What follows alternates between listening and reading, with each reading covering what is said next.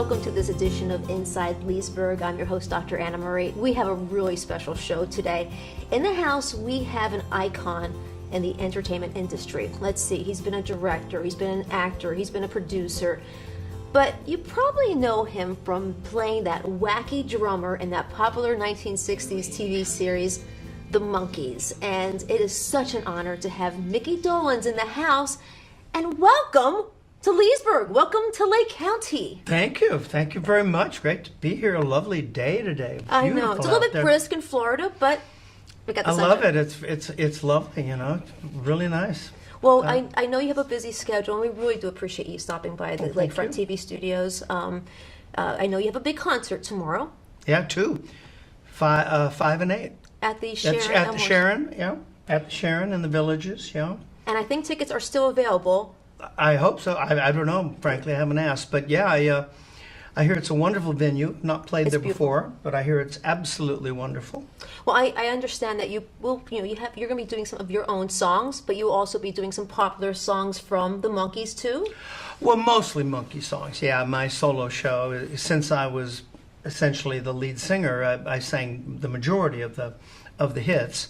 I always do those. So anybody who knows any Monkey hit, you know, is going to hear every single one. And I don't do medleys, you know, I don't mess around with the songs. I do them in their entirety as people remember them. Right. So, like I say, if you, whatever, I'm a Believer, Clarksville, Pleasant Valley Sunday, Stepping Stone, you know, whatever. I do all those, always. Well, I've seen your shows over the years. I've never seen you individually. I've seen you with the Monkees. You move, shake, dance, you do it all. And the fact of the matter is, you just celebrated. Can I say how young you are? Sure, I don't care. You're ageless. You just turned 73 yesterday. Yeah. Happy birthday. Thank you very much. Yep. How do you keep the energy up? I mean, seriously, to do 2 back-to-back shows. I have a portrait of myself getting older in the attic. It's a portrait of Micky Dolenz. You know, who knows? Try to take care of myself. I stay pretty active. I try to watch my diet, of course. A little bit of genetics probably too, you know. Right. But yeah, it does help when you're jumping around like an idiot for 90 minutes. You know, tomorrow it'll be 2 90 minutes. You know, that exercise, you know, helps. Attitude, I suppose. You're still very. I love the one caption that you still believe in the Monkees, and I think you still believe and have the passion for what you do. Well, yeah, I guess I do. You know, it's the only thing I know how to do, so that helps. And you know, when you're blessed, as I have been, with having that quality of original material. Not just the television show, of course, which won 2 Emmys, right. I was very proud of. But the songs, I mean, when you have songs written by Carole King and Neil Diamond and Boyce and Hart and, you know, Neil Sedaka and Harry Nilsson and Paul Williams, I mean, they don't write a lot of duff tunes, these people. Right. You know, so when you have that, frankly, it's kind of hard to mess it up. Just sing the song. And I was blessed. I was blessed to have those writers writing for me, and then, and like I say, you know, somewhere somebody decided I was going to be the one that sang them, because in those early days, as you've probably heard, we had absolutely no control over anything, nothing to do with the music at all. Basically, they just would call me up and send me a call sheet, say, you have a session at 7 p.m. at RCA Victor, and here's the songs you're singing. So, wow. Basically. So, but, and unfortunately, we had this wonderful, wonderful stable of writers, and so that, you know, that's the core of it. In my solo show, of course, I do other material. I do all the, like I said, all the Monkey hits, but then I'll tell stories about, you know, something. For instance, when Jimi Hendrix was our first opening act, right, which you know is still kind of, I think, blows people away, but it's true. He was, and I'll tell a story about that and Right. sing a little bit of one of his songs. Or I'll tell the story like I do a version of Chuck Berry's Johnny Be Good. And was that your audition song? Yeah. And I tell that story. Right. That was my audition. So when I tell the story and then I sing Johnny Be Good, you know, people are connected and they get it. Now, And, backing up, you mentioned, of course, Neil Diamond wrote "I'm a Believer." yep, I'm a believer and little bit me, little bit you. How do you Yeah. how do you react? Because he just recently announced that he's stepping down. He's retiring. I posted something that I was, you know, dismayed. I was sad to hear, you know, that because I consider him one of the greatest singer-songwriters of our generation, Yeah. or maybe any generation. So it was, you know, I was dismayed. I was sad about it, you know. One question I have for you is, you know, as I introduced you in the sense of being such a multi-talented performer, director, because people do know you from the Monkees, of course, and playing that wacky, crazy character, but you are so much more than that. And I'm just wondering in the sense of, is there an arena, is there something that is the performing part of it all, singing, drumming, directing? What do you enjoy the most? It depends on the project. I get asked that question a lot, and excuse me, as I've been in the business now since I was 10 years old. Actually, even before that, I was doing screen tests, and I have some prenatal work coming out on ultrasound.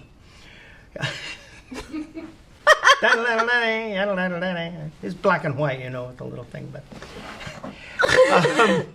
The wackiness is still there. Yeah, right. Well, my parents were in the business, Right. and so I grew up in the business. I followed in my father's footsteps, and over the years, I've done like you say, I've done just about everything you can do within the business, and it always, for me, it's always the source material, the original thing, the script, the song, the play, the whatever. It starts with, you know, the material.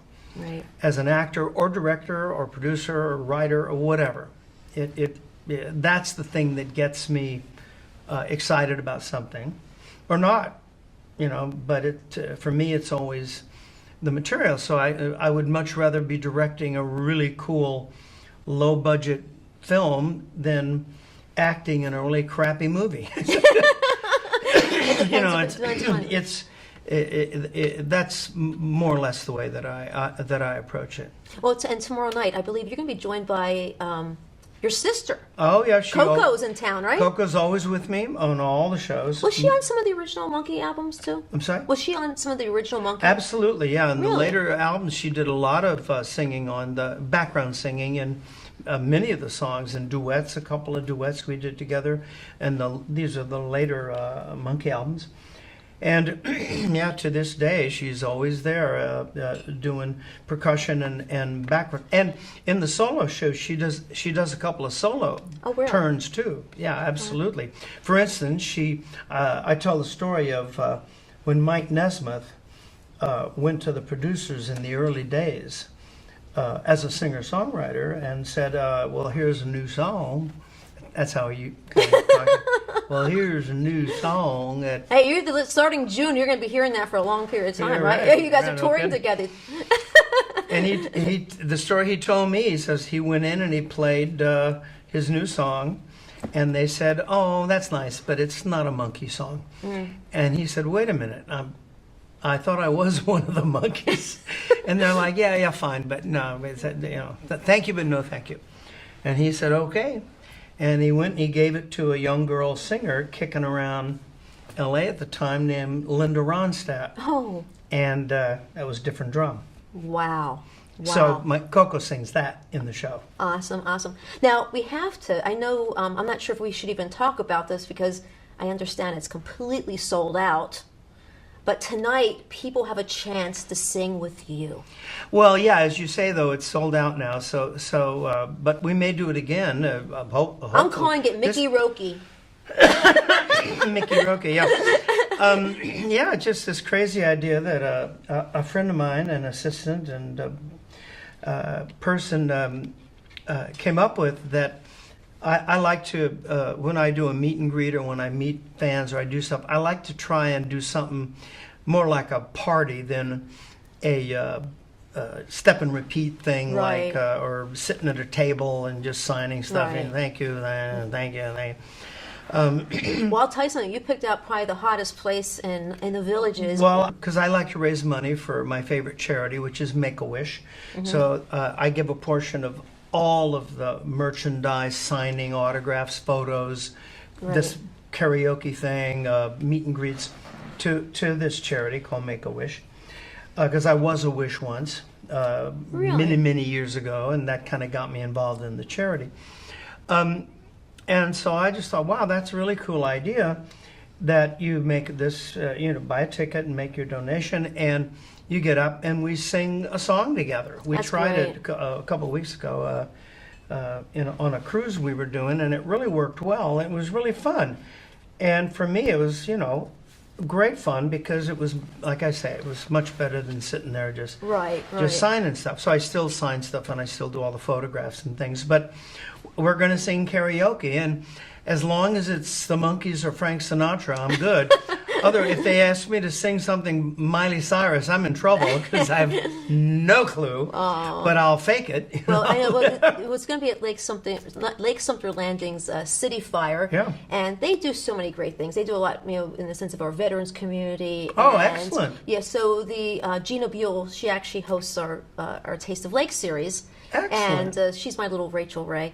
But yeah, they're a great family, a great organization. So when I found out that Make-A-Wish was teaming up with them for this event with you, what a great event. Yeah, it's great. And like I said, this is the first one. This is the first big proper one Well, we've tried. It starts tonight at 8 o'clock. 8 o'clock tonight. And I understand there might be some seats available, so if folks do want to come out, they should. I think the karaoke tickets are gone to Right. sing, but I think there may be room to come in and watch and have some fun, yeah. That sounds great. Well, in the sense of, I know we talked about Mike Nesmith. Starting in June, you are doing the Mickey and Mike show, right? Mike and Mickey show, Mike yeah. and Mickey. I put you front there. Did you notice that Mickey and Mike show? Oh, either way. But you're starting in June. I Yeah. know, well, 2 years ago, you guys did the 50th tour. It was Yeah. you, Peter, and Mike, Right. right? And you did how many countries? You did I have some 3 or notes 4, here. I think, something like that. You did a lot of countries. A lot of shows, yeah. We Around the did. country. And just a couple years ago, Peter and I did a tour, just the Okay. two of us, and this one is Mike and I, and so we've gone. But I through- understand you're doing some rare cuts, though. You're going to be doing some unique songs, too. It's not just going to be... Well, again, it will always be all the big hits, Right. but then depending on the configuration and who it is, like when it was Peter, we did some of the stuff he'd written Right. and performed. With Mike, it'll be stuff he wrote and performed with the Monkees, or even post Monkees, when he had a band that did very well in the 70s called First National Band. Oh, And okay. so we'll be doing stuff from that period. And Now, Peter's focusing more on his blues. Is that what he's doing? yeah, Peter last year said, I'm not available for stuff. I really want to work on this project with his band Shoe Suede Blues. I've seen it. It's actually really good. Yeah, it's wonderful. And he's recording a CD and going on the road and touring himself with his band in blues clubs. That's always been one of his, most favorite passionate things. Well, I've actually, for Christmas, I got my life partner, which we're going to get to, but I got him the Good Times CD. Good Times. That is really reminiscent to the Monkees. Well, it is the Monkees, and it's not just reminiscent. There's at least half a dozen, I think, 4 to 6 cuts on that album that were recorded. The basic tracks were recorded in the 60s. It's stuff that was left over that we never got to. They recorded so much stuff. And we found in the vaults these, some only half finished, some, mostly finished, some only beginning. Basic raw tracks and songs by Neil Diamond and songs by Carole King and a song by Harry Nilsson that he had written for me to eventually sing and Mike's on that track with Harry and a couple of other people, and that's called Good Times. That's the title track, and it's Harry singing the vocal as a lead, a demo vocal, a scratch vocal for me to eventually record.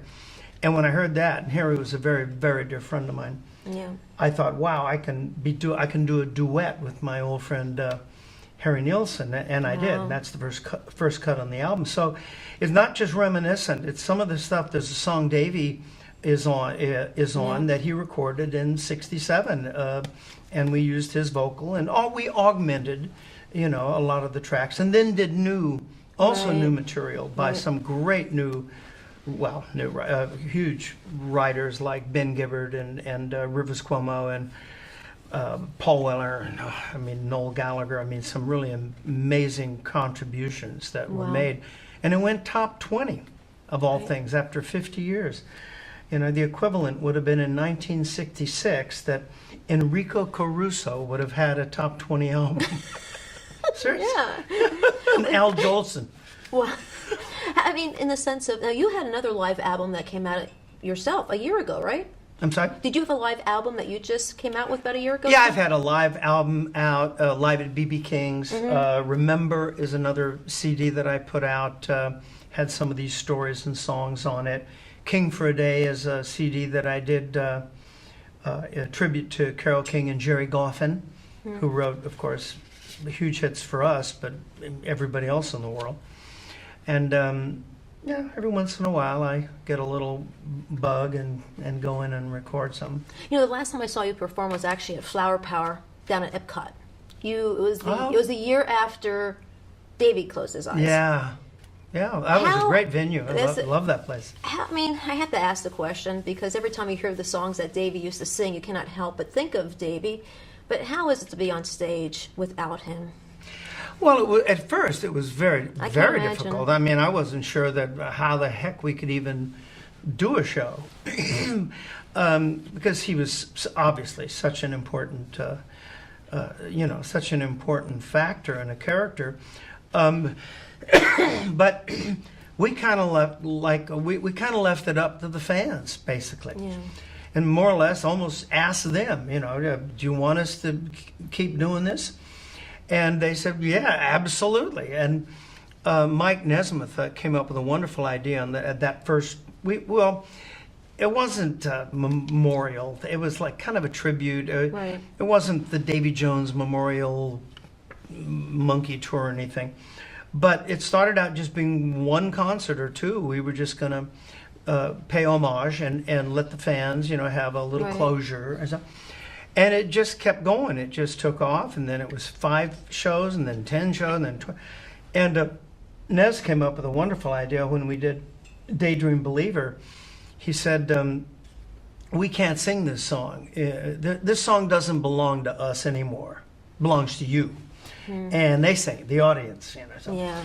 And then it just, went on, and to this day, it still goes on. We've had video of him, and we have live singing along with him, and done things like that. We're not quite ready to do the hologram thing yet. Not sure. I feel a little creepy about that. There is a company doing that. I'm not sure. Oh, there are some. But I kind of agree with Prince when he said something about that. He said that's just very creepy. So I don't know. I don't see that happening anytime soon. Now, changing gears here, I found out that, director, producer, actor, singer, but also woodshop man.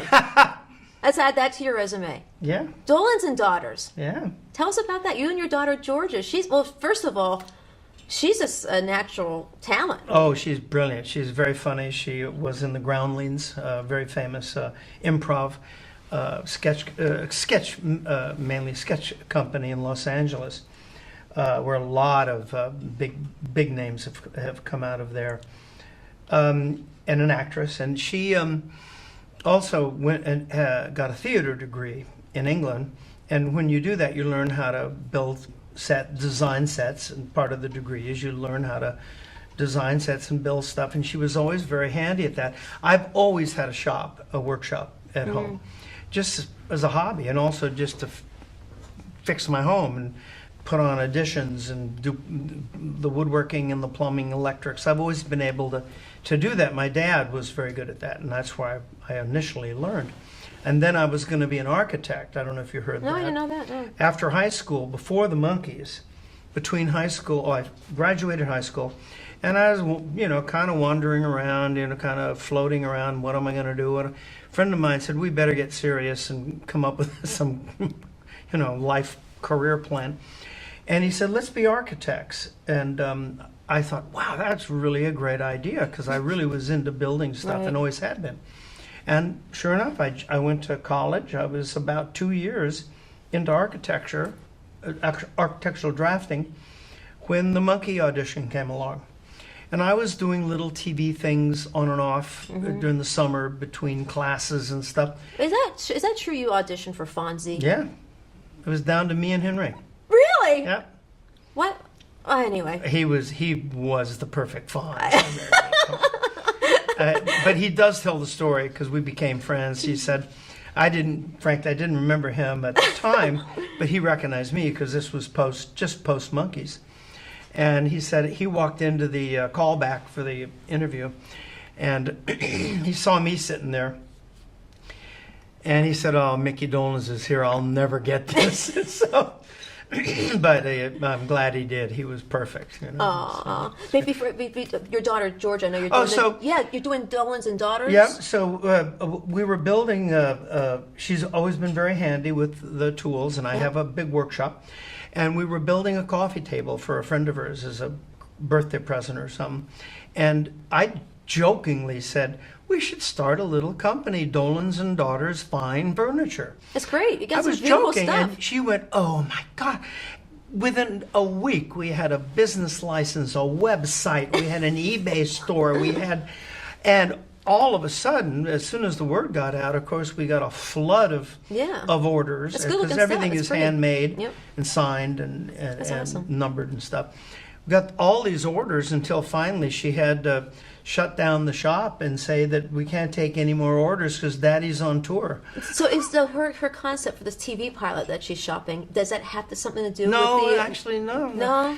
No, it's nothing to do with... I can see you guys on HGTV. I'm sorry? I can see you in the Home Garden TV network. Oh, we thought about it. We've talked about it and thought about it. But no, the thing that she is just finishing up editing is something else entirely. It's her own written, produced, starring, the whole deal. But I'll let her tell you about that someday.